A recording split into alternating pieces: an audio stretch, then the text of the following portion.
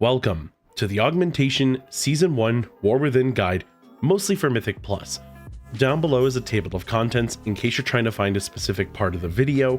If you're trying to learn Aug from top to bottom, you can start at the start of this video. It's going to be a lengthy one, but it will make sense like section to section.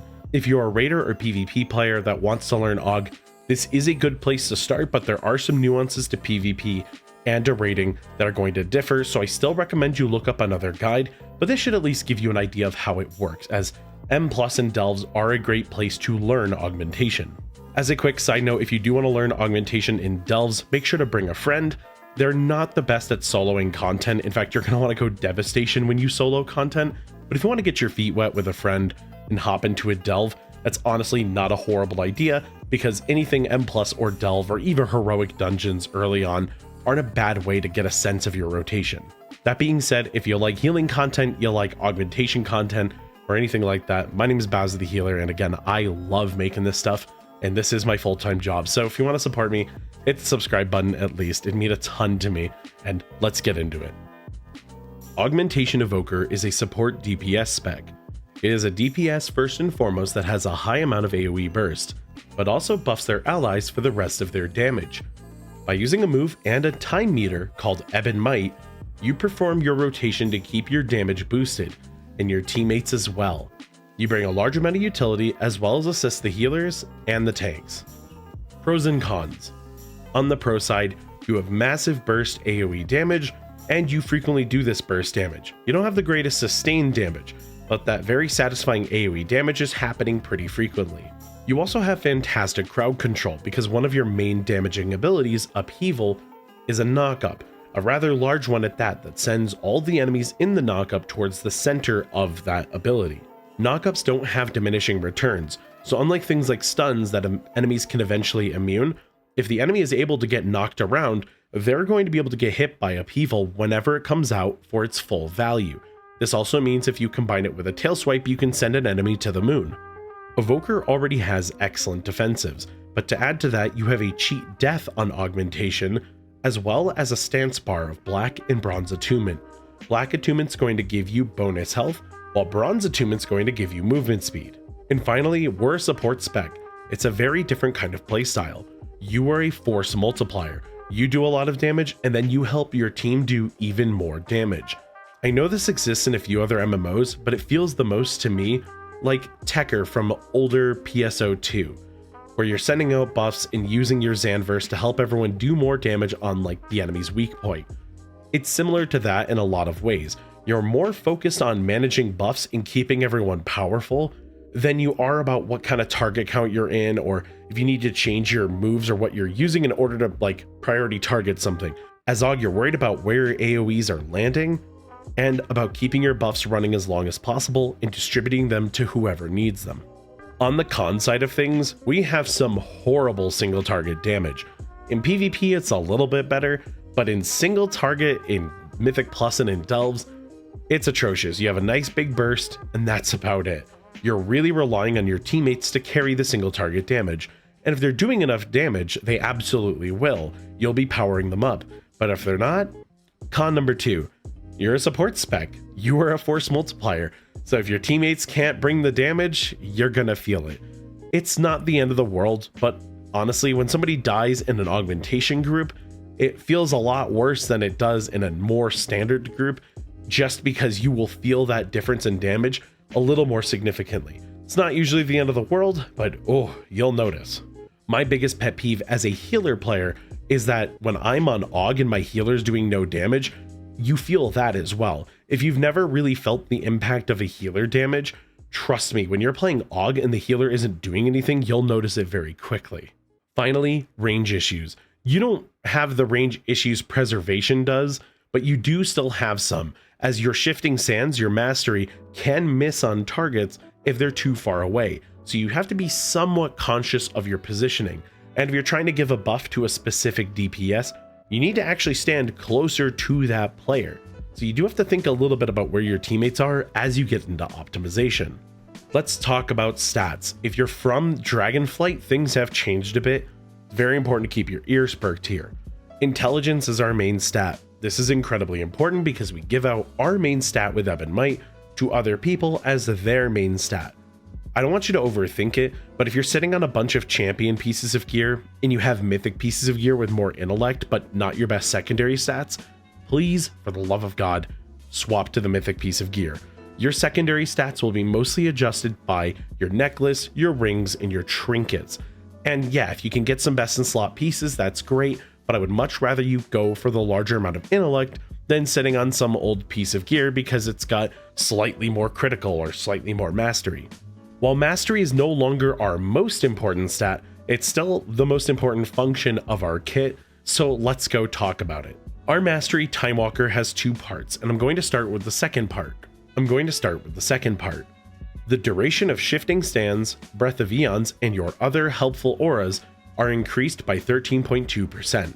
Casting an empowered spell will grant shifting sands to one ally, preferring damage dealers, increasing their versatility by 9% for 11.3 seconds. That number will change based on how much mastery you have.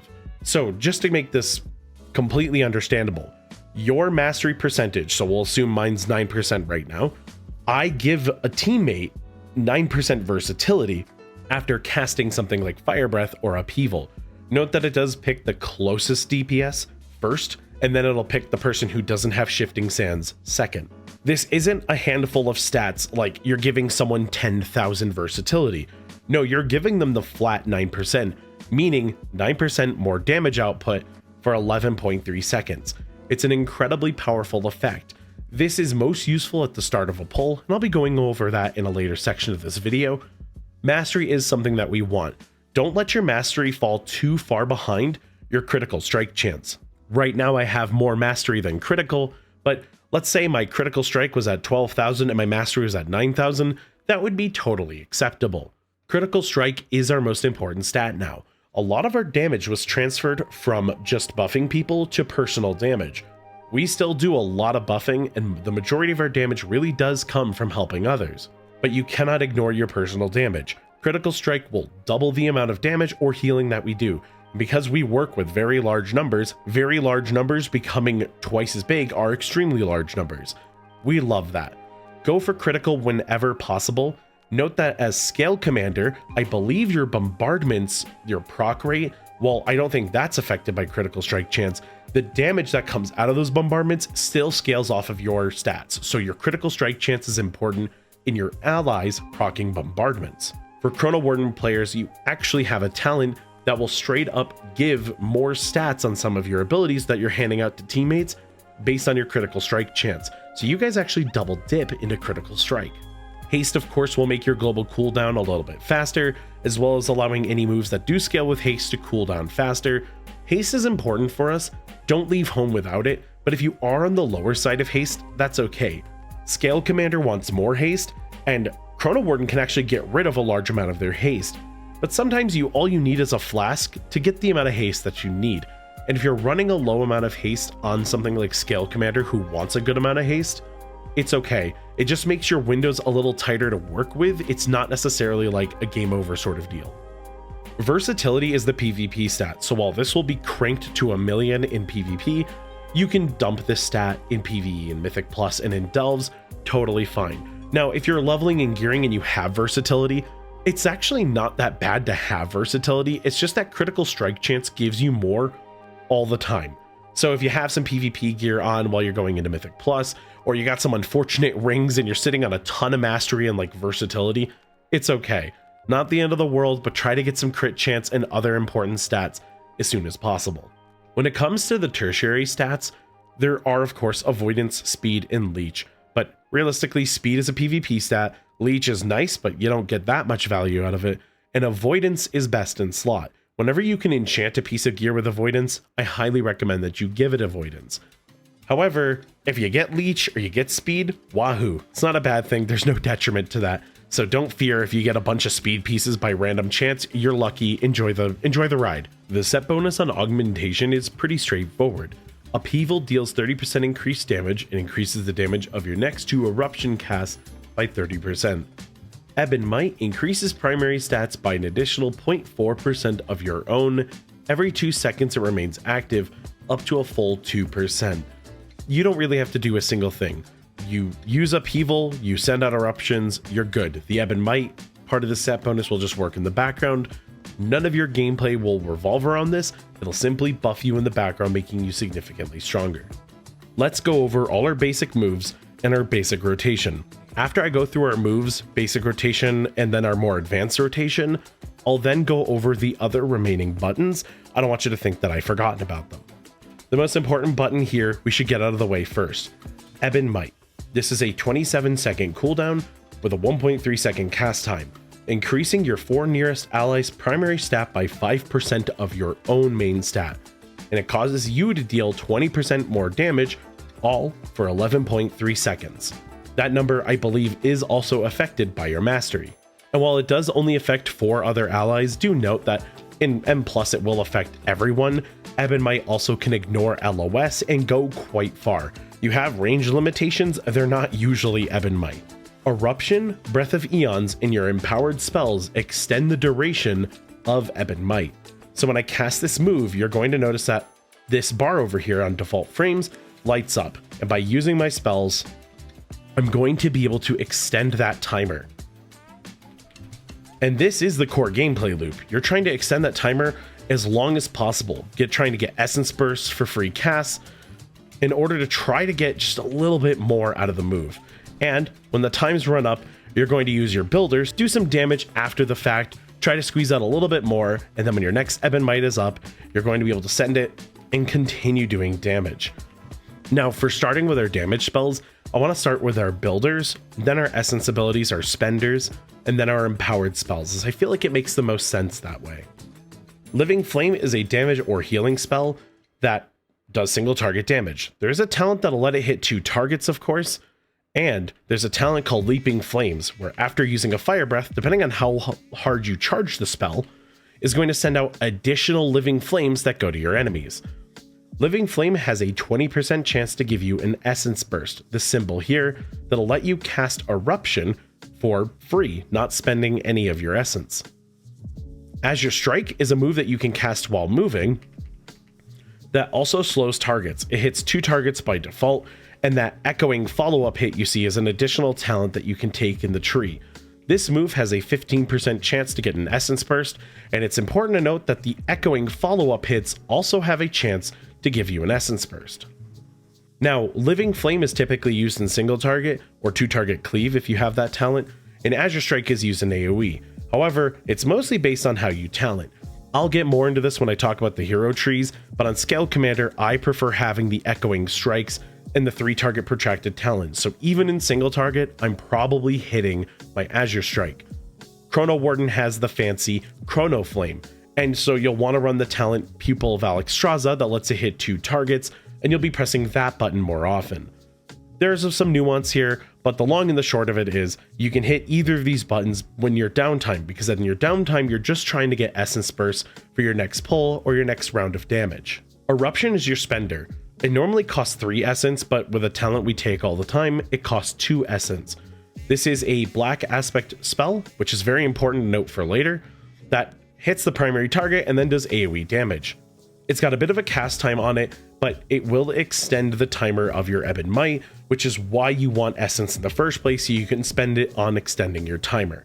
If you get an essence burst, Eruption of course is now a free cast. You do have 2 talents. One is that you have a 20% chance to not consume the essence burst when you're casting Eruption, and Ignition Rush. Essence burst reduces the cast time of Eruption by 40%. Not always taken on Scalecommander, but this is a very useful talent. Now let's talk about your empowered spells. Empowered spells are fancy moves that you must stand still while casting them. So Fire Breath here, I can charge it up, but I can't move while casting. We have an ability called Hover that can let us cast while moving, but you still can't actually cast Fire Breath or Upheaval. You have to plant when you cast that move. Now, the charge levels mean different things. For Fire Breath, it changes whether the move is more front-loaded or back-loaded. So if you tap Fire or level 1 a Fire Breath, it'll be a long damage over time with less upfront damage.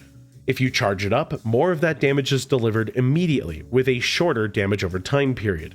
The damage over time period is pretty important for a talent called Molten Embers that we'll talk about later. My recommendation is to always send this spell at level 2 or level 3 if you're going to do a lot of damage. But if you were to throw them always out at level 1, I wouldn't be upset with you. Like, you're still going to get good damage. It's mostly an optimization thing. If you don't want to think about the optimization later, level 2 is the way to go basically every time. Level 3 can be more damage, but you have to fit a lot more of your abilities in that smaller damage over time window. Upheaval, on the other hand, is a spell that, when charging up, gets bigger. This is that knock-up we were talking about earlier.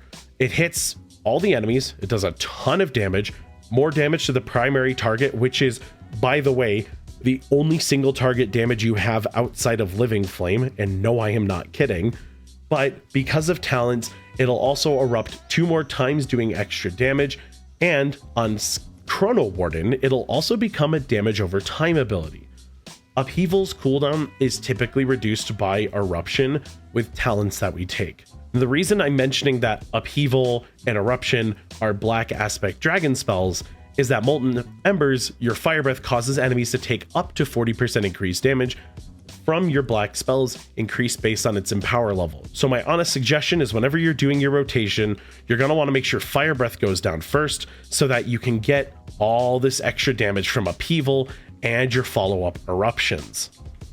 Now, if you don't have Fire Breath for some reason and you have to let an Upheaval rip, it's not the end of the world. The move still hits like a truck, but it's just not going to be as effective, and whenever these do line up, you're going to want to make sure that Fire Breath is running so that you can land Upheaval. One of the reasons you'll use a level 1 Fire Breath is because you think you might not get an Upheaval for a while, and you want to guarantee that your Upheaval gets the damage bonus. So there is some hyper optimization here if you get really into your combat timers. Now let's talk about Prescience. This is a move that has 2 charges. It grants an ally the gift of Foresight, increasing their critical strike chance by 3%. A talent below it, Fate Mirror, will also allow it to give them a copying of their spells, a chance for a teammate to do 15% of their damage or healing, again when Fate Mirror procs. This also has a 35% chance to get an Essence Burst, which is a pretty big deal. Prescience is best used before the pull starts to try to hope you get an Essence Burst and give your teammates critical strike chance. If you're not targeting anything, or say you're targeting an enemy, it'll give Prescience out to your other DPS friends, and then give it to you, then the tank and the healer. But because we scale so heavily off of crit chance, if you want to give yourself a Prescience, it's totally fine. You do scale well with crit, you might as well. So let's talk about the basic rotation. Going into the pull, get rid of your Presciences to try to get some Essence Burst, then hit Ebb and Might. Fire Breath level 1 or level 2. Upheaval, I'm going to make it big enough to hit as many enemies as possible, and then try to get rid of all of your essence that you possibly can. Please ignore the Drakthir bombing the targets. That is a Scalecommander thing. Then when you're done, throw your Living Flames to use your Leaping Flames. Then whatever filler spell you want to use depending on your hero talents and the talents that you took. Try to use your Prescience again, get them out to teammates, and then it's time to repeat the process. But note that I don't have Upheaval yet. So I'm going to have to cast an Eruption or 2, then go to Upheaval, then the process continues. And this is the basic rotation that you'll see on Augmentation Evoker. Get rid of your Leaping Flames, try to get more Essence Burst, and continue your rotation. And no, I'm going to get a really big extension here because I was able to get quite a few Essence Bursts. And now I'm waiting, and I go again. Let's say it was the end of the pull. I might want to wait and just use some of my Eruptions, finish off the pull, and then get ready for the next pull. Now that we've gone over the basic rotation, let's talk about our cooldowns. Tip the Scales is an actual DPS cooldown on Chronowarden, and I'll be talking about that later in the hero talents, but for general use, Tip the Scales is a 2-minute cooldown that compresses time and makes your next empowered spell instant cast at the max level. This is really nice for fitting more moves into your big damage cooldown Breath of Eons, as well as smoothing things over if you can't stop to cast. It's got a lot of uses, but again, on Chronowarden, this is going to be a genuine damage button, and as for Scalecommander, this is a nice quality of life button that you'll typically send with your Breath of Eons. Speaking of Breath of Eons tooltip doesn't work right now correctly. You have to actually go in here. Breath of Eons, fly to the targeted location, exposing temporal wounds on enemies in your path for 11.3 seconds. Temporal Wounds accumulates 10% of your damage dealt by your allies affected by Ebb and Might, then critically strikes for that amount as arcane damage.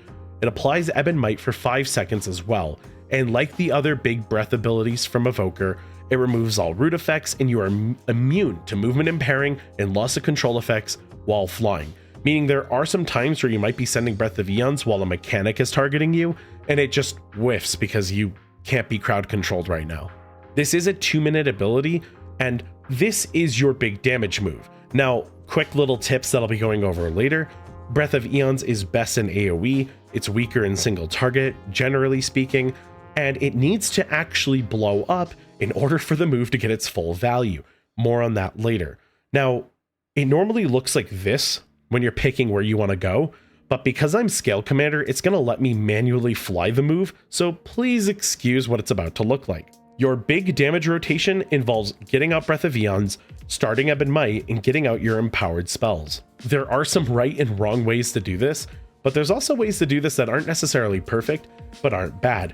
For instance, using Ebb and Might and then both of your empowered spells, then hitting Breath of Eons, has the downside that your damage is not inside of Breath of Eons. However, this does mean that your allies will get likely the full amount of damage that they can get in with their empowered spells. If you want to fit a spell into Breath of Eons, I recommend Upheaval, as Fire Breath isn't that much damage in comparison, which means it's possible to Ebb and Might, Fire Breath level 2, then Breath of Eons, then hit the floor, tip the scales, Upheaval, and that'll give you a ton of damage in your own Breath of Eons while also providing your teammates with a large amount of uptime of your Shifting Sands mastery. Might sound confusing, so let's just watch it happen. But before I press the button, note that after I use Breath of Eons, my Eruption will only cost 1 essence and do 10% more damage for 15 seconds. This is a very powerful talent that I recommend a lot of people take, but when you combine that with Plot the Future, Scalecommander players love this, Breath of Eons grants you Fury of the Aspects, also known as Bloodlust, for 15 seconds after you land without causing exhaustion, and note that this will give you an added Bloodlust timer if Bloodlust is already running. So let's watch what happens. I'm going to start with that Ebb and Might. Here comes the level 2 Fire Breath. I'm going to sneak in a Prescience. Here's my Breath of Eons, tip the scales. There's my Upheaval, and now I'm going to cast Eruptions back to back. They cost less, so they do more damage. I'm trying to fit as many of these as possible into that Breath of Eons, and then it explodes. Now, your teammates' damage will also show up in there as orange numbers, sort of like pet damage, which is very, very exciting when you get to see a whole lot of big numbers and health bars get chunked because your team was blasting on full cylinders. Now that we've gone over all the basic rotational stuff, let's go through the rest of the abilities. We'll just kind of go along my bars here, but next to Prescience here, I have Black Attunement. This does work like a toggle, similar to a combat stance and defensive stance, so if I press this, I'm now running Black Attunement, meaning I'm giving everyone their bonus maximum health by 2%, which doesn't sound like a lot, but this is save lives and runs, so it's very nice to have. If I press it again, it'll turn it off. And you can also assign a button to say Bronze Attunement if you'd like, if you want to swap between the two, and you can also make a macro that will in fact swap between the two, but yes, you can turn that one on and you get Bronze Attunement, and now you're 10% faster. Emerald Blossom is a cooldown heal of yours that in PvP sometimes you actually talent this to become essence usable, which is a whole different bag of worms, but you're not going to do that in PvE. This is just a heal. You drop it, it heals you for a little bit, and then it explodes and heals you a little bit more. It'll heal up to 3 allies, or 3 injured allies. However, there is a talent that makes it 5 targets. You're never really going to take it. Emerald Blossom also has the ability to reset upon getting a kill. I didn't know that Evoker needed Impending Victory from Warrior, but I'm kind of glad they have it. Blistering Scales is a 27-second cooldown with a decent range, and you can give it to your tank, and giving them 20% of your armor as their own. Now, note you can't put this on other allies, so in Mists of Tyrna Scythe, when, say, the final boss sends a bunch of adds to go kill your healer, you can throw Blistering Scales on them and help keep them alive a little bit longer. Melee attacks against the target cause 1 scale to explode, dealing an amount of volcanic damage to enemies near them. This damage can only occur every few seconds. but this does actually attribute damage to the tank, meaning it also can help with threat management. You can only have one of these out at a time, so if there's one on your tank and you want to give one to your healer during that last boss of Mist of Tyrannus Scythe, it will remove it from the tank, so just be careful. Landslide is a basic crowd control ability of ours. With a 1.4 minute cooldown, you just send it out and it roots targets. It has its uses, it's niche, but you're going to want to know that it's there. Tail Swipe is one of our racials. This will knock enemies up and slightly outwards. Now, it does have a nasty 3-minute cooldown, but if you want to reduce it to a 1 minute, the talent's right here. And while we're talking about that one, Wing Buffet, or Wing Buffet, but you're going to hear me say buffet every single time. This is a knockback. And this racial is shared by all Drakthir now, which is a new change that came with the anniversary patch. Hover is a very unique button to the evokers. This allows you to either hover in place or in a direction, and hovers will give you flight time where you can cast spells. And these numbers do stack, so if you want to hover back to back, you're not going to waste any uptime. This allows you to cast while moving. And yes, you can even use things such as Ebb and Might, but your empowered spells will still require you to plant your feet.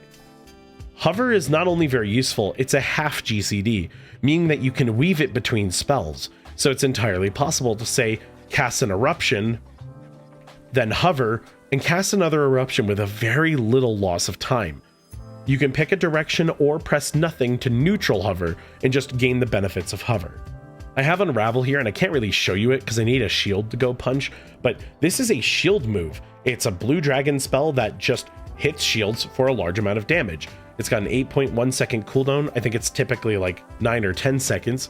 And this is just very nice to have. There's a few dungeons where this is very useful. It's pretty hard hitting. It's nice to just weave in every now and again, but it's definitely an optional talent you don't always have to grab. Verdant Embrace is a spell that lets you dash to a target and heal them. When you press this button, it'll always heal you a little bit, and you can use it on yourself as well. But it does double up as an additional movement ability, so if you need to get somewhere to an ally quickly, this is one very good way of using it.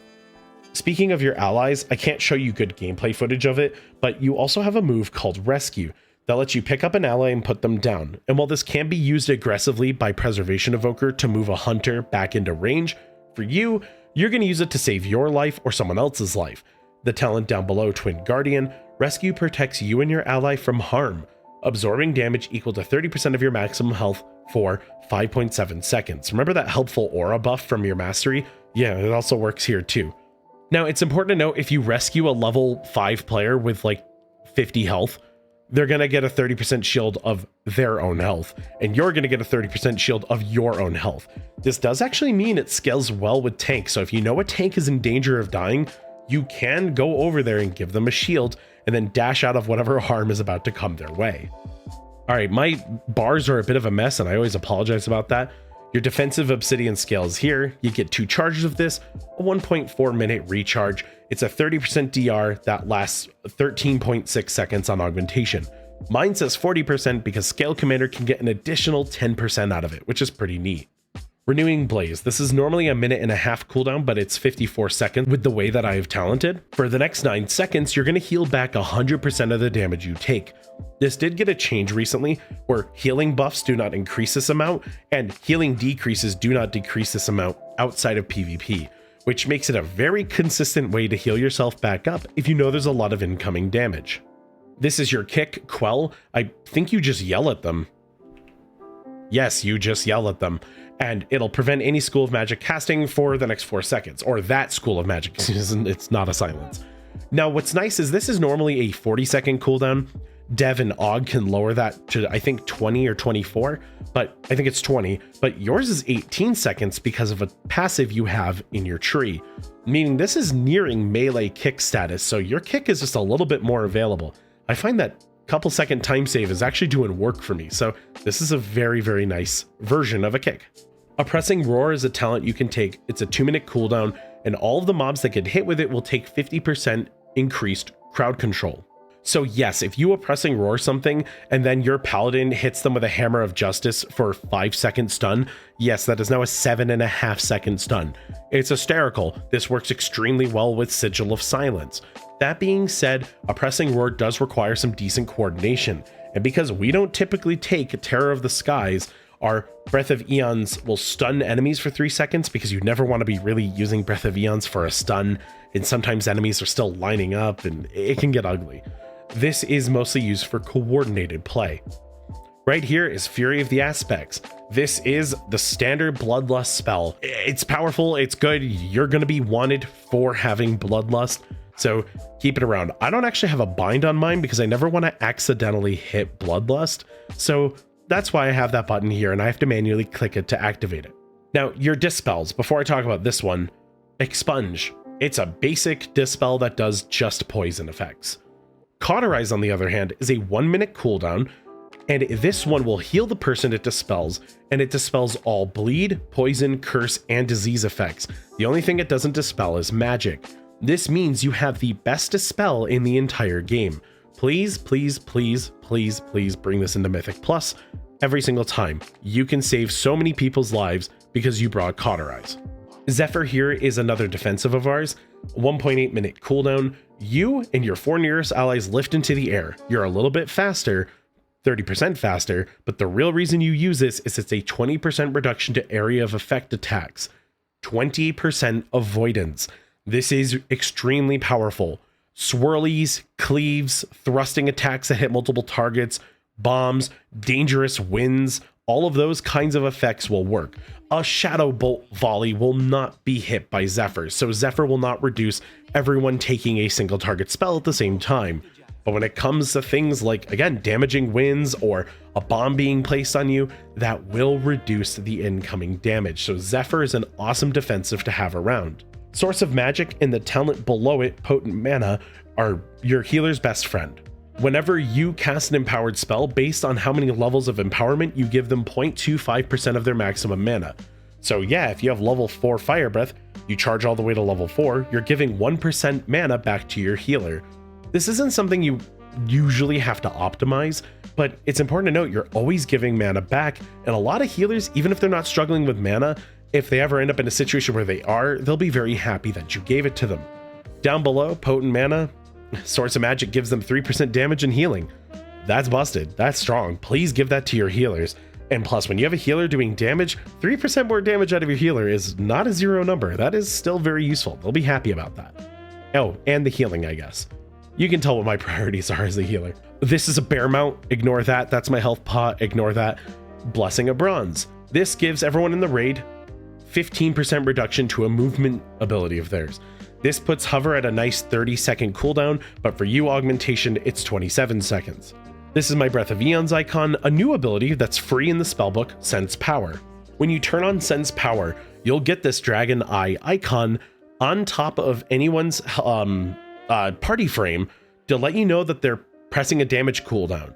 This isn't better than tracking the cooldowns yourself manually, but I think in terms of helping you learn, or even just in a split second picking who you're going to stand closest to, this is a really nice touch to the Augmentation gameplay loop.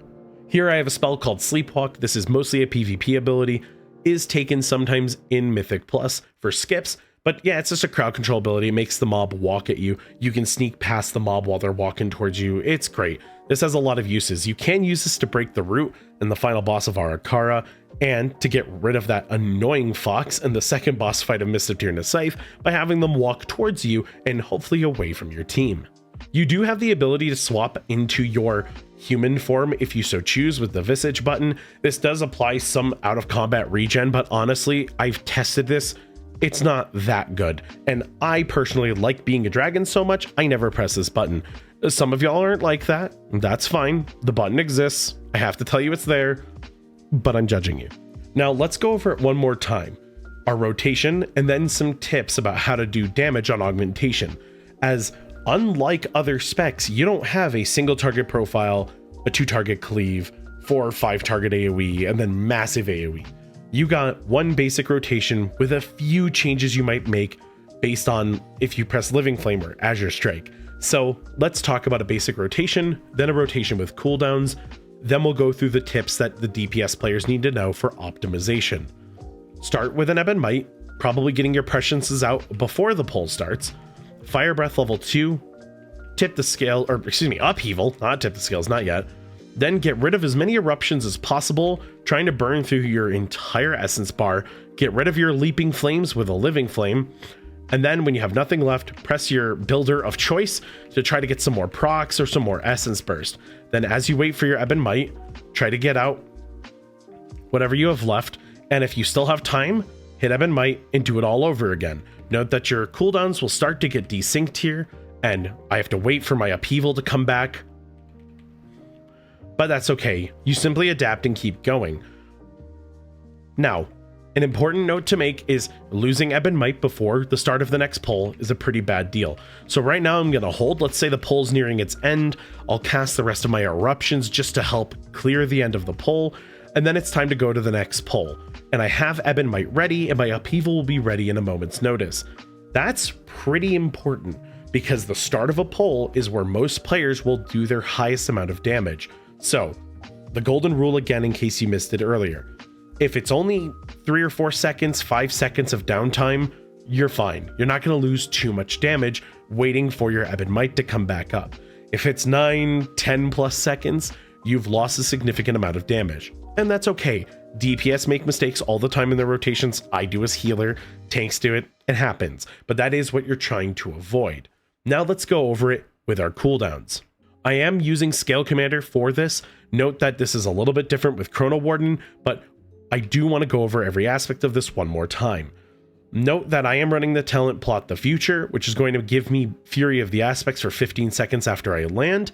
And of course, Breath of Eons is going to reduce the cost of Eruption by 1 and increase its damage by 10% for 15 seconds after I land, meaning I'm going to get a lot more eruptions than normal. But typically speaking, I recommend that you hit Ebb and Might, get your Fire Breath out at level 2. Now it's time to use Breath of Eons, hit the targets, land, tip the scales, upheaval, and then burn through your eruptions as quick as you can, trying to fill up all the damage you can in your Breath of Eons. Then when it's over, it'll pop, dealing massive damage to enemies. Then you want to keep your Ebb and Might running as long as possible. I'm using my presciences quite literally to get a little bit more uptime. Ebb and Might came back up, we're going to use it. A level 2 Fire Breath, I use my last prescience, here's my upheaval, and I continue as normal. It's all about extending timers here. Because I'm talented into the Azure Strike talents, you're going to see me press that more than Living Flame, but I am still hitting Living Flame to get rid of my Leaping Flame that came from my Fire Breath. More chances at Essence Burst, which is going to help us out. I'm going to keep extending here, use Prescience, get one more extension, Prescience, and Ebb and Might's back up, and I can continue. Breath of Eons is the interesting part of this, as it adds 5 seconds or kickstarts your Ebb and Might by 5 seconds. So sometimes you might Breath of Eons to start, Ebb and Might when you land, because the cooldown's about to become available to you. There's a few tricks like that, but this is the general game plan. But now it's time to talk about some of the optimizations that we make as augmentation players. My first and most important advice to all augmentation players trying to optimize is more is more. Everything you're about to hear is going to follow this concept as well, but if you can get more Breath of Eons out because you want to use it right before a boss fight, do it. More is more. You'll get more damage out of that, and then you can use it again in the boss fight if it comes back up. Then you can use it after the boss fight. The more Breath of Eons, the more damage. The more Ebb and Mights, the more damage. Outside of that end of pull dubious situation where you want to hold it for the next pull, more is more. So if you can get a decent amount of uptime out of your empowered spells, your shifting sands that you're giving people, Ebb and Mights, all of that is better. More prescience uptime, more uptime of Ebb and Might, more uptime hitting eruptions, more uptime of your bombardments, whatever you're playing for hero trees, more is more. So typically speaking, if you can get more out, that's always going to be a damage increase. 3 to 5 seconds for shifting sands is my next piece of advice. If you think you can get relatively 5 seconds out of a shifting sands buff, it is worth sending the empowered spell. If you're running out of Ebb and Might and it's the end of the pull, you might want to hold. And if you're going to use a spell at the end of a pull, I recommend Upheaval over Fire Breath. Fire Breath, of course, is going to give us Molten Embers, allowing our other black spells to do more damage. That means that Eruption's going to do a lot more damage if Fire Breath is available. So if Fire Breath is available and it's the end of pull and you think you can get a little bit more out, that's the one I would hold. If you have Upheaval available, you can definitely let that rip if you so choose. But if you're going to get less than 5 seconds, it's likely worth holding the Empowered spell and the Shifting Sands buff with it. So my biggest advice for the end of pull is called meter dumping. This comes from the fighting game world, but just get rid of all of your eruptions. Spend as much essence as you want at the end of a pull. Your pre-pull involves getting out as many presciences as possible for a chance at a essence burst, but also you're going to be able to hit Azure Strikes while walking up. You're going to be able to set up, maybe hit a Breath of Eons or whatever, hit Ebon Might, use your empowered spells. Now it's time to cast Eruption. You're probably going to have your eruptions back. Your essence will have come back a decent amount. And even if it isn't up all the way, that's not the end of the world. You can end a pull with eruptions even without Ebon Might. So burn your bar at the end of a pull and then go into the next pull and you'll get all of that essence back. I promise you. When it comes to Molten Ember optimization, level 3 and even level 4, if you take the talent, is more damage when you consider upheaval and eruptions. But you need to have the window to actually hit as many eruptions as possible, which is why level 4 isn't typically taken, because even if it is more damage, it's only going to be a little bit more damage.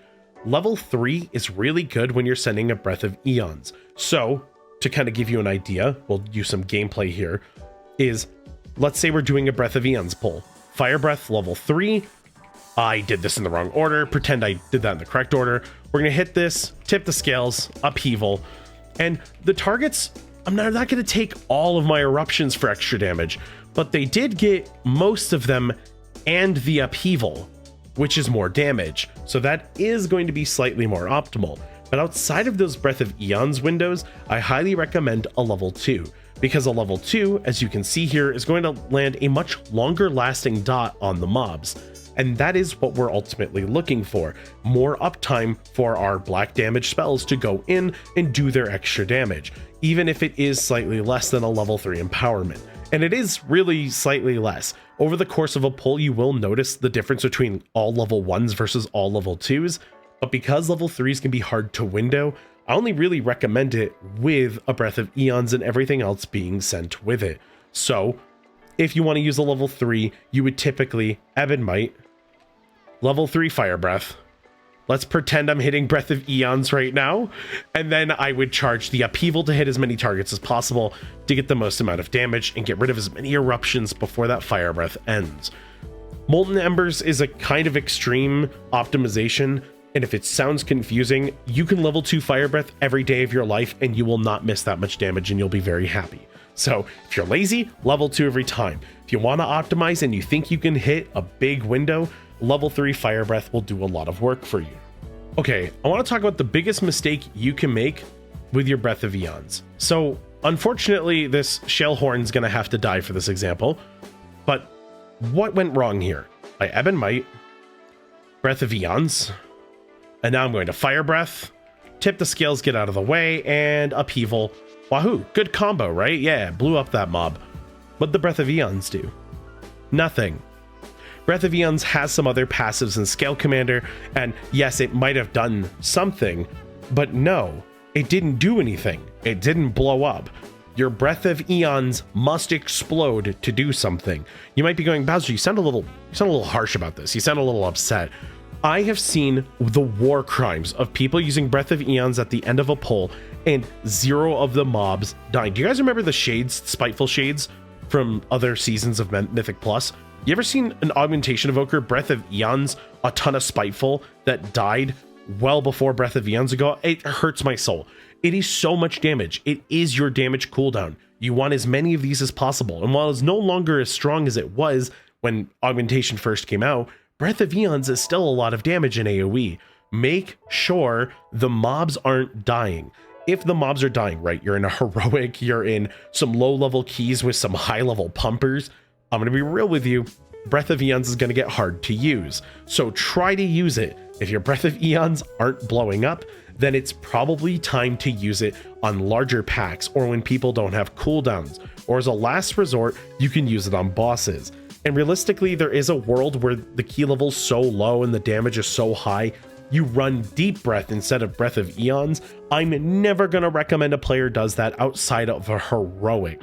And even then, you can still use Breath of Eons on Scalecommander for its other beneficial mechanics like melt armor and maneuverability. But realistically, none of that matters if the Breath of Eons doesn't explode. So in higher level keys, promise me, Breath of Eons only works if the mobs are going to live. Sometimes your first pull is a disaster because you're with a bunch of demons, they destroy the pack, and you look and you go, oh, my Breath of Eons didn't blow up. And that is like, okay, that means that the punching weight is too strong and you need to be in a higher level key. That's usually a compliment, but now you as a augmentation player probably need to desync from your allies so that you don't mess up any more Breath of Eons. This has happened to me in what was it? It was Everbloom 22. I remember very specifically in season 3 of Dragonflight, my DPS going so off the rails on a tyrannical week that I had to genuinely not time my Breath of Eons in a 22.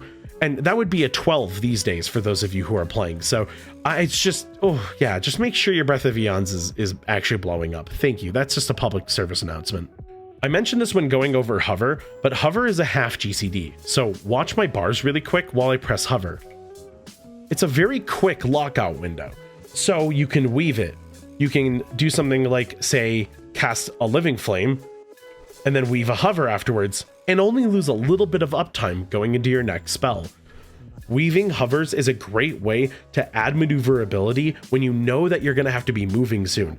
And remember, hover charges do stack. So if you want to weave in a hover, weave a spell, weave another hover, you'll stack the timers. If you know you're going to be on the move for a little while, this can be very useful. But generally speaking, only use hovers as they're needed and don't just try to spend them all. But there are places where I've definitely stacked it because that was easier to manage a bunch of incoming mechanics and a few small disasters. But I figured I'd let you all know. On Chronowarden, Tip the Scales is a DPS button. Now, I'll be going over this in the Chronowarden section coming up, but just as a reminder for anyone who does play it, Tip the Scales will best work when it's alongside a Breath of Eons. However, on Chronowarden, you might find that there's a time where you don't really want to send a Breath of Eons, but you want to send a Tip the Scales. A great example of this is the first boss of Mists of Tyrna Scythe. You want to use Tip the Scales so that you can do as much single target damage as possible to the tree so that you can get to the big damage phase. But your Breath of Eons is probably best used inside the damage phase, either to proc some unbelievably hard-hitting Breath of Eons on the double or triple damage or whatever it is, or to stack up all of that tasty boosted damage into a normal Breath of Eons that will then explode. Either way, it's a super useful ability, but you might want to decouple the two every once in a while, and that's totally okay. Try not to overthink it. When you're playing Scalecommander, however, you're going to want to use Tip the Scales pretty much always alongside your Breath of Eons, and if you desync the two, it's not the end of the world. It's not an actual damage cooldown, it's mostly a quality of life button with a 2-minute cooldown. Now, I want to go through our talents. I'm going to start with the basic talents. If you want hero talents, that section is coming up in just a moment, but I also don't want to spend too much time here. This is already a feature-length film, and if I go through every single talent node, we will be here even longer. So I'm just going to kind of run you through the talents and go check them out yourself if you want to view them in detail. Here are your starting talents. Make sure you grab Expunge, it's your Dispel. Verdant Embrace is here. Wing Buffet's cooldown reduction is here, which is needed in order to get to Obsidian Scales. Your defensive having 2 charges. Natural Convergence makes your Disintegrate or your Eruption cast time reduced. This is going to make your Essence regen faster. Living Flame doing more damage and healing is here. Cauterize, the best Dispel in the entire game, is here, and that connects over to Sleepwalk if you ever need this talent. 4% bonus magic damage is right here. Tip the Scales is here. Tail Swipe's cooldown, by the way, is right here. I might have missed that one. And then you get a bunch of natural resistance here with 4% magic damage taken reduced and 6% stamina right here for free. This is Renewing Blaze, an amazing defensive, and the talent that either makes it return the damage quicker or have a less cooldown are right here. Over here, Panacea, this is why your Emerald Blossom and your Verdant Embrace heal you when you use them, even on allies that aren't yourself. Blast Furnace extends Fire Breath's damage over time. This one might sound not the greatest, but it is the connecting node to a few things down here. But also, given things like Molten Embers, it's actually really nice to have some extra damage over time, no matter what level you use Fire Breath at. Unravel is here in case you want to take it, and you can always swap this out for Oppressing Roar, which is right here with very little commitment. Protracted Talons, so as your strike hits 3 targets, is here. If you want to run this talent, make sure you're running Echoing Strike over here. And Chronowarden players, please don't run it. Please just run Pupil of Alexstrasza and don't take Protracted Talons. Leaping Flames, that gives you those additional living flames when you cast a Fire Breath, are located here. Source of Magic and Potent Mana for your healer are right here. Rescue and its Shield Twin Guardian are right here, and they both lead into Zephyr, that big area of effect avoidance DR for your team. Hover gets an additional charge here, and Duration here. This tree is fairly simple, you can play around with it. You might want to grab Time Spiral to give people extra movement abilities, and in Raid, Spatial Paradox allows you and a friendly healer to be able to move while casting, and you get a 100% increase on most spells range. Yeah, you can send some Living Flames from downtown. It's not typically taken in Mythic Plus, but it is fun if you ever want to play around with it. Okay, but on to the augmentation side of things. I'll go through the talents both for Chronowarden and Scalecommander, but a lot of these are taken every time. All this stuff is taken up here, right? This is where your kick cooldown's reduced, and in raids sometimes being able to heal yourself a little bit better is more efficient. So this is a raid talent, typically always take Imposing Presence. This is what makes Eruption do more damage. Protracted Talons or Pupil of Alexstrasza is here, so whether you're playing Scalecommander or Chronowarden, or whether you just like Echoing Strike, that's all going to be here.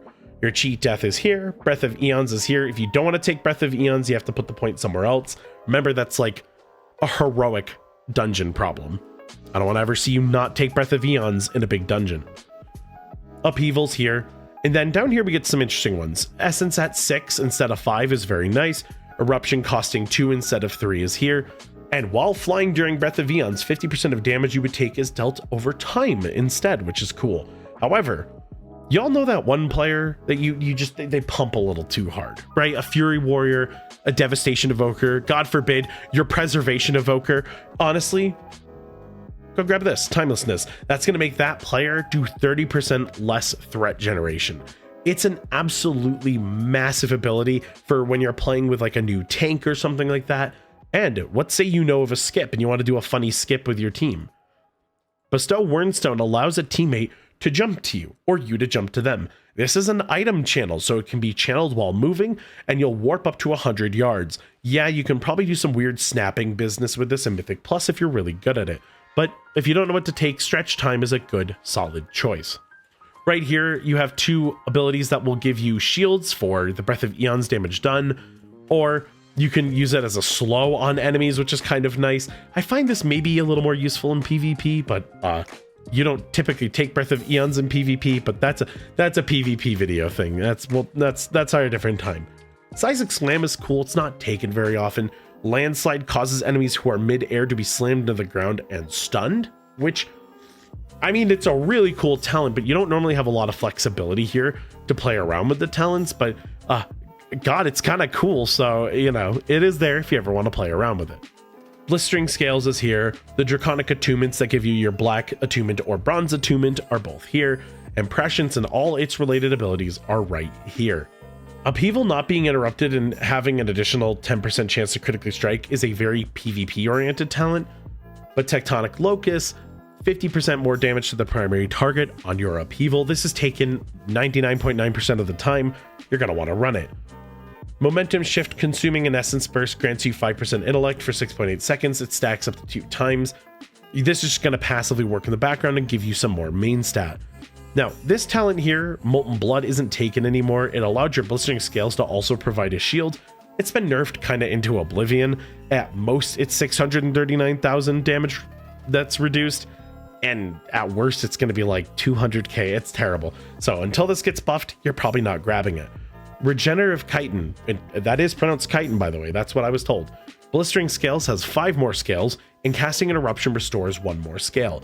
This makes it just easier to keep on your tank, fire and forget, and you only have to reapply it every once in a while.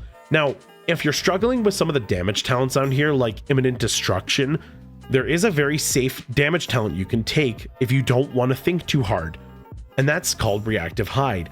Each time Blistering Scales explodes, it deals 15% more damage for 13.6 seconds, stacking 10 times.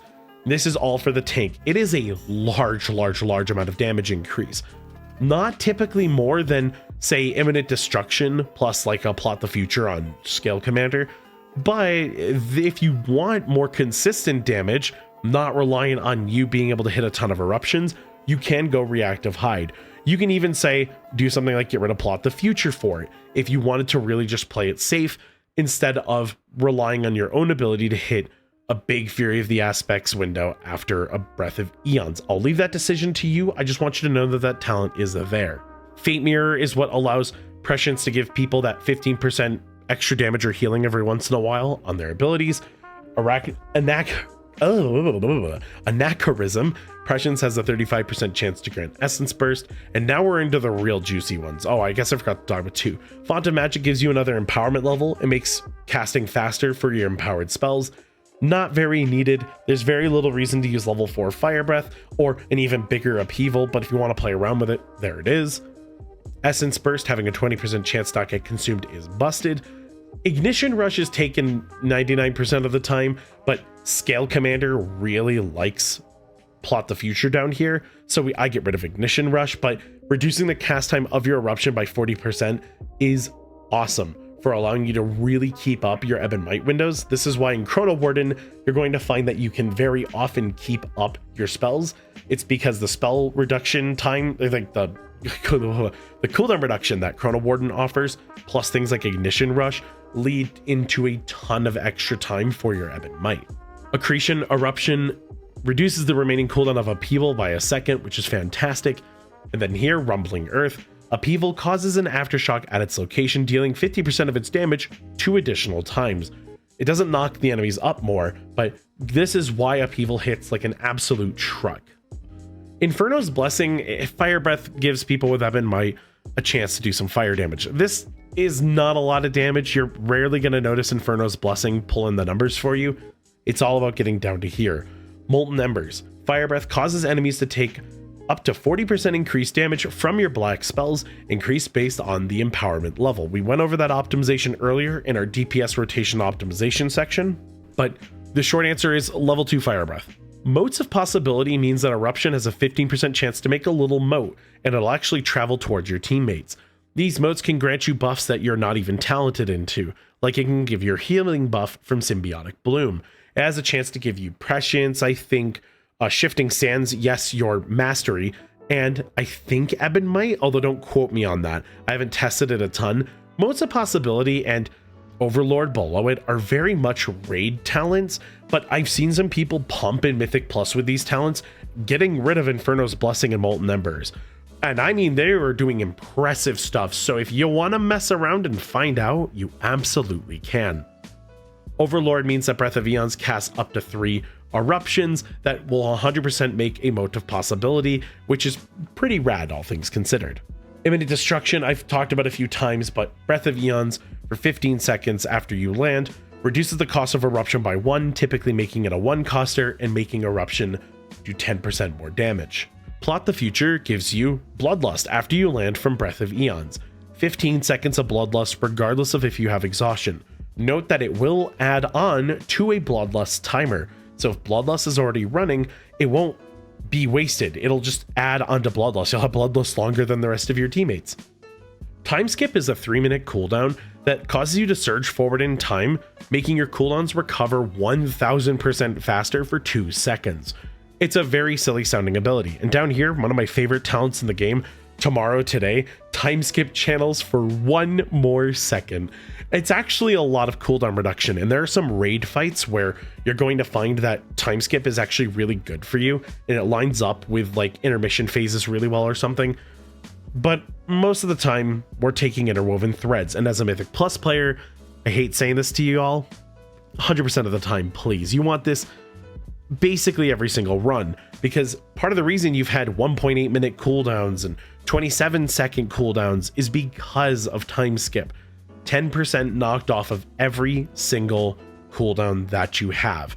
It's unbelievably powerful. It really helps with Ebb and Might. It really helps with getting out Shifting Sands more often, please take Interwoven Threads, thank me later.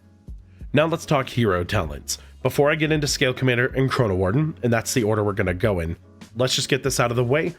Both are viable, even in Raid and in Mythic Plus, and I would argue maybe PvP and like Battleground Blitz, but I truly don't know enough in that category.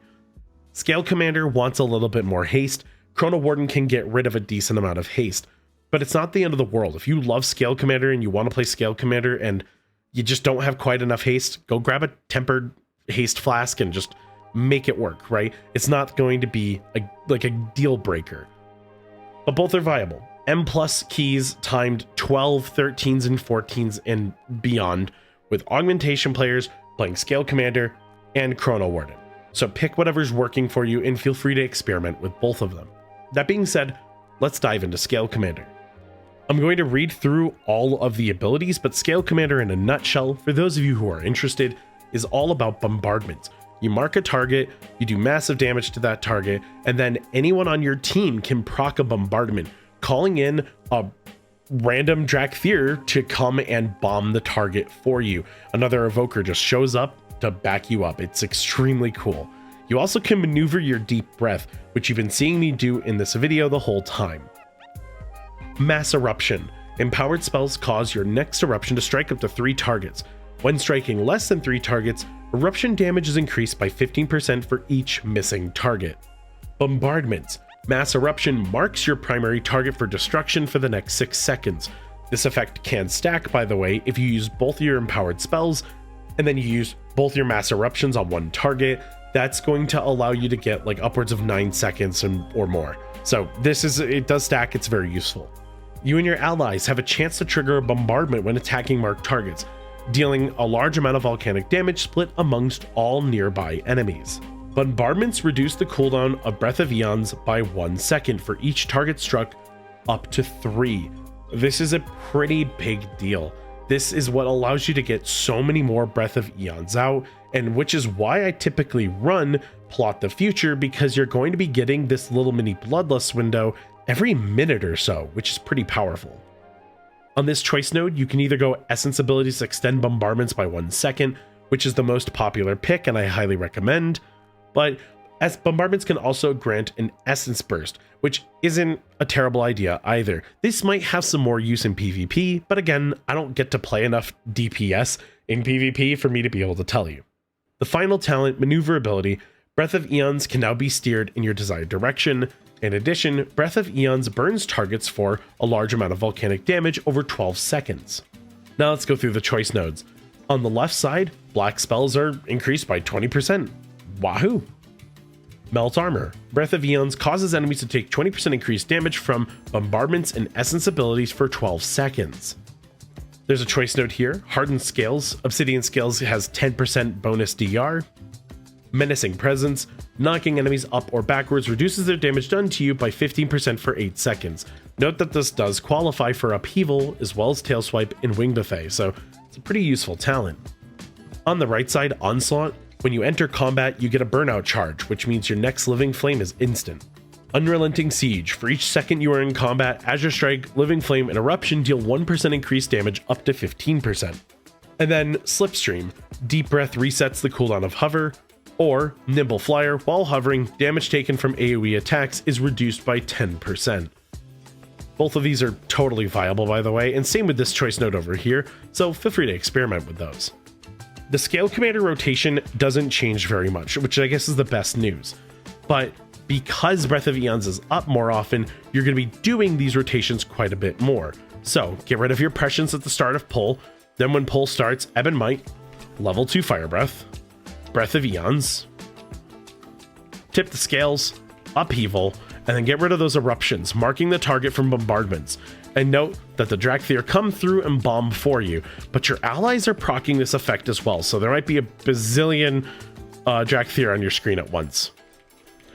Then when I'm done casting all of my Eruptions, I hit Azure Strikes and Prescience to try to get some Essence Burst, which I did not get, unfortunately. Then it's back to rotation. Now, I do opt for Azure Strike being a 3 target and for having Echoing Strikes. And the reason for this is that I actually want to proc bombardments more. So let's get through these last 2 eruption charges. I'm going to cast Azure Strikes in hopes to get more bombardments during this window. Once this window is over, I'm then going to hit Prescience to try to get my Essence Burst, and then maybe get rid of my Leaping Flames if I haven't. Then when it's time, I reactivate Ebb and Might, and I keep going. Now, Pupil of Alexstrasza might math out to more technical damage more consistently, but it has a cast time, and because I want those bombardment procs so much, it's important to me to make sure that I can hit more than a few spell casts. So I can actually get 3 in here, and I did get an extra spell cast. Echoing Strikes can also give you a bombardment as well as an Essence Burst. So it's not the end of the world if you don't get them, but I like taking my chances at getting more chances. But if you're more comfortable with Pupil of Alexstrasza and throwing Living Flames, swap to this talent and go get rid of Protracted Talons over here, and you can grab whatever you want. Now, you do get a little less Ebb and Might uptime than you will with Chronowarden, but you get more upfront damage from your own abilities as well as bombardments. It does math out pretty evenly. So if you like being more in control of your own damage, I think Scalecommander is a good way to go. In fact, if you are playing in a group of players that are lower geared, Scalecommander will likely give you more damage than Chronowarden would. However, when the gear is quite high and the players are all pumping, it's relatively even. Chronowarden as a hero talent is slightly easier. There's a little less you have to worry about and less precision that's needed. You don't need as much haste on Chronowarden because it has so much built-in cooldown reduction and actually flat haste that you can get. You don't really need all that haste in your kit in the first place. So having it in your abilities is nice. This is easier because of this. It's definitely way easier than Scalecommander is because of that leniency. But do know, as I said in the Scalecommander side of things, if you're playing with lesser geared players, you'll technically get a little bit more damage out of Scalecommander. If, say, your whole team isn't pumping as hard as you could let them, you might miss out a little bit on Chronowarden, but not enough that I think you have to swap. So if you like the fantasy of Chronowarden or you like the playstyle, you can play this to the highest level of play. I promise you. Let's go through the talents and the rotation. Chronoflame. Living Flame is enhanced with Bronze Magic, repeating 25% of the damage or healing you dealt to the target in the last 5 seconds as arcane, up to a certain value based on your main stat. Now, the simple version, Living Flame gets a follow-up attack or follow-up heal. And yeah, so if you've been doing damage to a target, the Chronoflame will hit harder, but only hits so much harder, so it's not something you need to hyper-optimize, just know that it's putting in work in the background. This is also why you're going to be running Pupil of Alexstrasza and 2 points in Enkindled, because this will really increase the amount of downtime damage you have when you're throwing out Living Flames. Temporal Burst is what makes Tip the Scales an offensive cooldown. Tip the Scales overloads you with temporal energy, increasing your haste, movement speed, and cooldown recovery rate by 30%, decreasing over 30 seconds. I cannot state enough, this move is out of this world strong. You hit Tip the Scales and you become a demon. I love this, putting damage into your Breath of Eons windows, extending Ebb and Might forever. Yeah, Temporal Burst is really strong. This means that Tip the Scales can't be just used for fun as often. It needs to be spent a little more intelligently, but the easy version is send it during Breath of Eons and feel free to desync it. The example I gave earlier was that on the first boss of Mist of Tyrannus Scythe, you can use Tip the Scales to start the pull to really help the damage to take the tree down. Then when the tree opens up the damage phase on the main boss, you then want to send your Breath of Eons. It's okay to desync your Tip the Scales, just make sure it's going into a valuable place in combat where you know you can get a lot of damage in. Threads of Fate is the weakest talent here. Casting an empowered spell during Temporal Burst causes a nearby ally to gain Threads of Fate, which is essentially a Fate Mirror effect, but it is a very small amount of damage. So it'll be there, it'll do something, but you're never optimizing Threads of Fate because it's going to be optimized by you just doing your damage well anyway. There's a choice note here that casting essence spells extends active Threads of Fate, but it's just not worth it compared to Instability Matrix. Each time you cast an empowered spell, Unstable Time Magic reduces its cooldown by up to 6 seconds. That is a lot of cooldown reduction on average. It means that you're going to get your empowered spells out even more often. After Image makes it so that your empowered spells send up to 3 Chronoflames to your targets. Every real Living Flame is a Living Flame, so whether it's Leaping Flames or After Image Living Flames, they're all going to be Chrono Flames, and every single one of them has a dice roll to run a 20% chance of Essence Burst. So this does mean more potential Essence Bursts more often, just because you're casting your spells. The right side of the tree is the most exciting, I think. Reverberations, Upheaval deals 50% additional damage over 8 seconds, and for each damage over time effect from Upheaval, you gain 3% haste up to 9%, which is flat, by the way. This is not scaling haste. It's not like you got handed 9,000 haste. No, it's just 9%, which is very powerful. It's half of a power infusion. It feels extremely good, and part of the reason why you don't need a lot of haste. Golden Opportunity, you're never going to have to think about this. Prescience has a 20% chance to cause your next Prescience to last 100% longer. Great. Wonderful. Excellent. More damage. We love that, but you can track this if you really want to, but just throw out your Presciences. You'll be getting a lot of uptime, and the game will intelligently try to give them to people who don't have it, so a Golden Opportunity will be optimized without you having to think about it. Warp changes Hover. Hover now causes you to briefly warp out of existence and appear at your destination. Hover's cooldown is also reduced by 5 seconds. So it's still Hover, you still get the effect of being able to cast while moving, but now you get a fancy warp effect. If you use this in the air, note that it'll still dash you forward like Hover normally does in the air. And this is a real blink. It can still be used in place if you like, but yeah, you can actually blink through mechanics and whatnot, just like a mage can. It does have a little bit of startup time to it, but the effect is extremely cool. And these little motes that drop are actually from this talent, Motes of Acceleration. Warp leaves a trail of motes that basically make you 30 or 20% faster for 30 seconds. Yeah, you can make your backline much speedier with this. Trust me, Shadow Priests and Warlocks, they'll very much thank you for their motes. Temporality is sort of a high key angle. Warp reduces damage taken from anything by 20%, starting high and reducing over 3 seconds. Kind of works like a parry. This is like a pushing the limits keystone kind of angle, but whenever possible, Motes of Acceleration is very useful. This is niche, but extremely cool. Choice note down here, Time Convergence, non-defensive abilities with a 45-second or longer cooldown grant 5% intellect for 15 seconds. Essence spells extend the duration. This is a cool talent, don't get me wrong, and if you have a low crit chance, Time Convergence might be better. But double time, Ebb and Might impressions gain chance equal to your critical strike to gain 50% additional stats. That is insane. That's the other reason you'll see critical, not only just for our own damage output, but so that you can give out even more stats to your allies. Nothing changes though. Realistically, this is the talent tree I see the most common out of every single Chronowarden player, and your cooldown, your rotation, excuse me, looks very similar.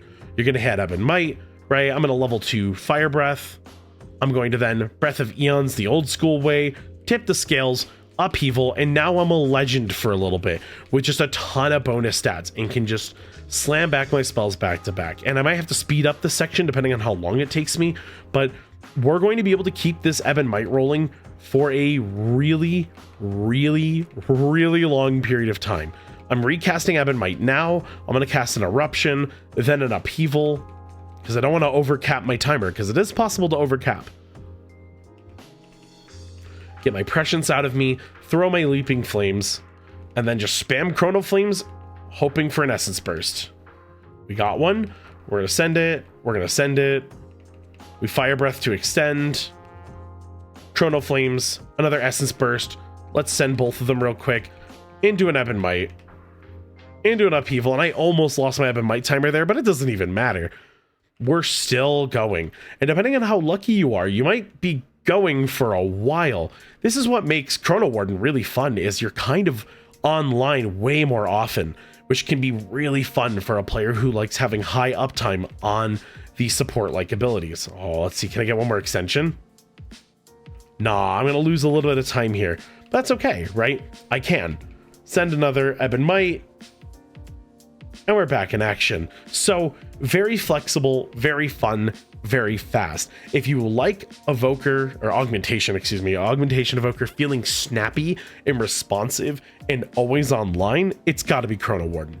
Both of these hero talents feel incredible, but there's a buttery smoothness to Chronowarden on both Preservation and Augmentation that is just chef's kiss. Mwah, perfect. It feels awesome. So if you like the way of this one looks, it's gonna feel even better, I promise you. Hello and welcome to the example pull. So I just finished up a pack. I saved Ebb and Might at the end of the pull because I know this one's going to be a big one. As I jump into the room, it's not a very clear shot to the mobs. I have to get over this terrain, and I know that Zwen just got popped, and I know my survival hunter is going to want to hit coordinated assault pretty soon. So this leads me to do a slightly different setup, where I jump in and cancel into Breath of Eons to hit everything as quick as possible. I hit the floor and turn around and sneak in a Fire Breath. This is going to give me enough time to cast Ebb and Might, and it might look a little risky, but I wanted to make sure that we were getting as much damage in on these enemies as possible if my teammates are going to send their cooldowns. And that's exactly what I do. After the Ebb and Might, it's a level 2 upheaval to get everything nice and grouped up, and then you're going to see me just mash Eruption, interrupt some stuff, and do our standard flow. Note here I'm going to swap targets though, because my teammates have Execute. So I might as well do my primary damage, whatever single target is in my kit, on top of the one with the most health, and let the Survival Hunter and potentially the Windwalker get their Execute damage. Although the Execute damage is probably Touch of Death, it's still better for me to swap to the higher health target. Clear up the affix and continue doing damage. I'm gonna have a very easy transfer into the next pull because this was a Breath of Eons pull. So I knew that I was going to have more Ebb and Might uptime. I send everything here thinking that, you know, this is the pull, but I forgot we're probably grabbing this pull to our left. Sure enough, we are. It is a good thing though. This pack doesn't like to move as much as this pack, and this pack will walk around much more freely. So I did make the right choice here, but those are the kind of decisions that are important. So I'm able to slam the primary pack, and eventually they all gather, and I get to do significant damage. No, I try to kick some of these mobs back here to get them to start walking. And if you really wanted to pad damage, you actually wanted to target these mobs. Hitting this Forge Hand here would allow you to get AoE on all of these mobs, which would technically be more DPS. I, however, know that my DPS are going to have to come over here and kill these two Menders at some point, so I swap to them so I can help control them and do more damage. If you really want to optimize, you can go for that higher damage throughput. You don't have a lot of priority damage, but I figured this wasn't a bad use of my positioning, and sure enough, all those mobs go down pretty quickly, and we're all stuck on these mobs. I do pop Ebb and Might here and a Fire Breath. I'm going to use my Upheaval as well. This is a fine decision. I'm going to get over 5 seconds of uptime. It doesn't look like it at first, but I am going to get more than 5 seconds on my Shifting Sands buff. Now, if that was the end of the story, I'd be walking into the next pull with a little bit of downtime, and that might suck. There is a solution though, but that would be an okay loss given how much damage we just did. That's a loss that I'm okay with, having it not quite line up for that. Maybe I shouldn't have sent my cooldowns on those two mobs, but there's two things that saved me here. I have Breath of Eons back up. More is more, and I'm going to want to use that cooldown on the next pack because while the boss is 2 target and decent for Breath of Eons, it's going to do more damage on that big AoE pack. I can, however, if I can cast freely, hit Breath of Eons, turn on my Ebb and Might, and desperately cast Eruptions for a little bit while I'm waiting for my Ebb and Might and my Fire Breath to come off cooldown. That would be a totally viable strat that would work out pretty well. However, I forget that we have the Forge buff. This is probably why we cleared these mobs, so we can get the extra 10% versatility. So now I definitely have everything up, and I know my teammates aren't going to want to use their cooldowns. We don't have another Storm, Earth, and Fire charge coming up for a while, so we're going to want to send that with Zwen, who's 24 seconds out, and Coordinated Strike's a minute. My survival could use it here, but they actually do what I expected them to do, and they use their Fury of the Eagle, which is still a good cooldown, but it comes back pretty quickly, and it's not as essential to your damage. It'll do more in AoE than it will in 2 target, so if you're going to just commit one button, it's definitely the button to commit alongside that explosive shot. So I turn on the Ebb and Might, I set up the Fire Breath, I hit a tip the Breath of Eons first, and then I spend the tip the scales on the Upheaval, and look at all that damage that's coming out. A few of these mobs are just going to die before the Breath of Eons can detonate, but there's still plenty of mobs here that end up dying to the Breath of Eons and taking a ton of damage, so it works out. And now look, it looks like our hunter did commit the Coordinated Assault. I clearly need to touch up on my survival talents. I wasn't expecting that to be at 26 seconds left. But I know the monk's going to blast on all cylinders at the start of this fight, and while I only had a few seconds to wait on Ebb and Might, I get rid of both my Prescience casts, I walk in, get an essence burst, and then proceed to blast the boss. And from here, I'm picking my target for priority damage because you have to keep these bosses even. And while we don't have a lot of priority target damage, I can use this priority target damage to the best of my abilities. But from here, it's all about managing your cooldowns, doing mechanics, and continuing the same rotation as before. Keeping an eye on your teammates and where you can potentially help. Like if we didn't have a shaman who's willing to hit the ranged kick here, I actually can, after this box moves, hover forward and get that kick. But thankfully the shaman was on top of it and I was able to just keep casting as per usual.